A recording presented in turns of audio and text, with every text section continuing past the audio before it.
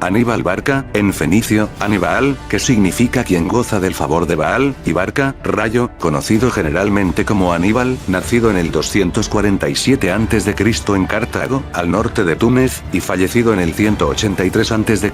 en Bitinia, cerca de Bursa, Turquía, fue un general y estadista cartaginés considerado como uno de los más grandes estrategas militares de la historia. Hijo de Amílcar Barca, quien, según la leyenda, le hizo jurar odio eterno a los romanos ante los dioses.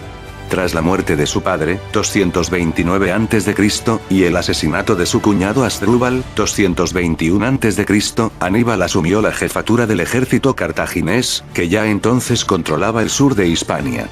Desde su base de Cartago Nova, la actual Cartagena, realizó varias expediciones hacia el altiplano central y sometió a diversas tribus iberas. En el 219 a.C. destruyó Sagunto, ciudad aliada de Roma, y traspuso el Ebro, río en que, 7 años antes, cartagineses y romanos habían fijado el límite de sus respectivas influencias en territorio peninsular. Esta acción significó el inicio de la Segunda Guerra Púnica, 219-202 a.C. En la primavera del 218 a.C., Aníbal concedió a su hermano Asdrúbal el mando de las tropas en Hispania y partió hacia Italia con un ejército de 60.000 hombres y 38 elefantes.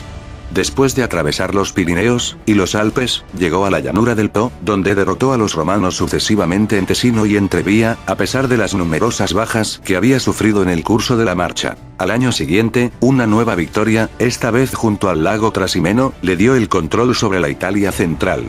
Aplastado el ejército romano de Flaminio, Roma quedó a merced del cartaginés, pero este no se atrevió a asaltar las sólidas murallas de la ciudad, y prefirió dominar la Italia meridional.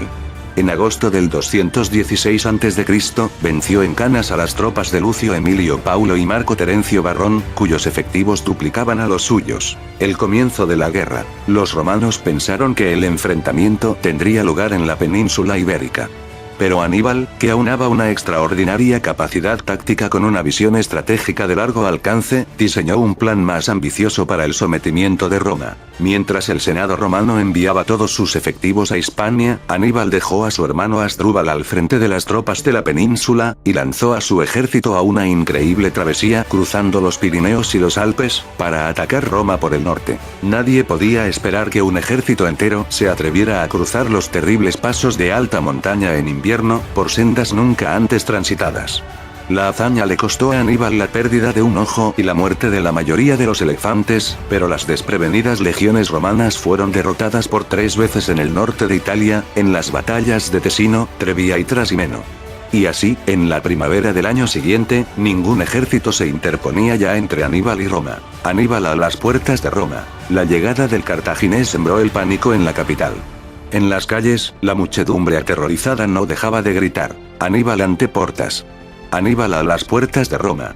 Las murallas de la ciudad habían olvidado ya la última vez que tuvieron que hacer frente a una amenaza semejante, y no resistirían un asedio. Las únicas legiones disponibles se hallaban en Hispania. Los generales que podrían encabezar una resistencia desesperada, a semanas de distancia. Roma estaba perdida.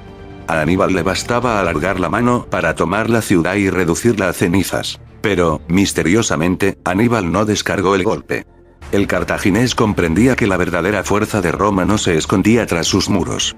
Si se detenía ante la capital, si comprometía a su ejército en un asedio que podría durar semanas, corría el riesgo de ser sorprendido en cualquier momento por los pueblos itálicos del sur o por las legiones que volvieran de Hispania desde el norte. Para derrotar definitivamente a Roma, Aníbal necesitaba 2 cosas: obtener refuerzos de Cartago y privar a Roma de sus aliados itálicos.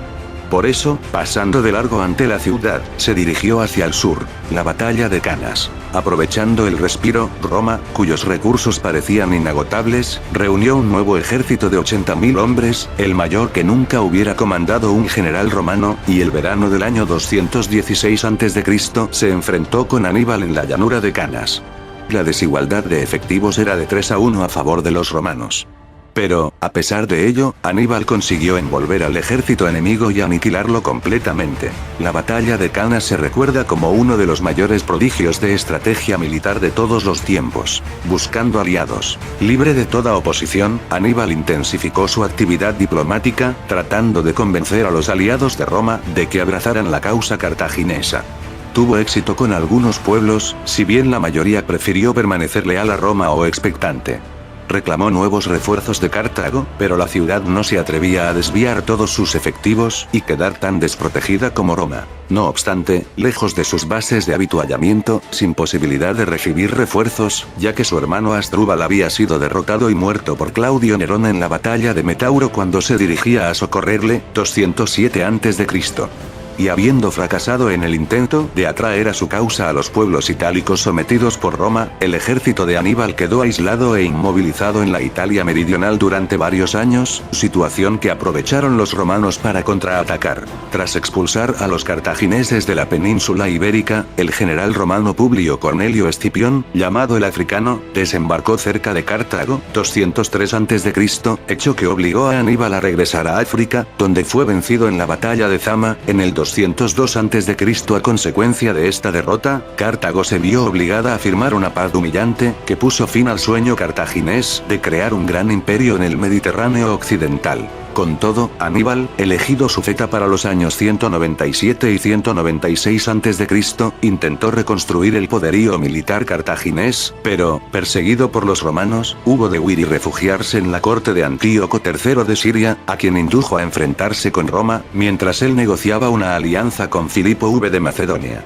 A raíz de las victorias romanas sobre los sirios en las Termópilas, 191 a.C., y en Magnesia, 189 a.C., Aníbal huyó a Bitinia, donde decidió quitarse la vida el año 183 a.C., para evitar que el rey Prusias lo entregase a Roma y ante la imposibilidad de encontrar un refugio en que pudiera sentirse seguro.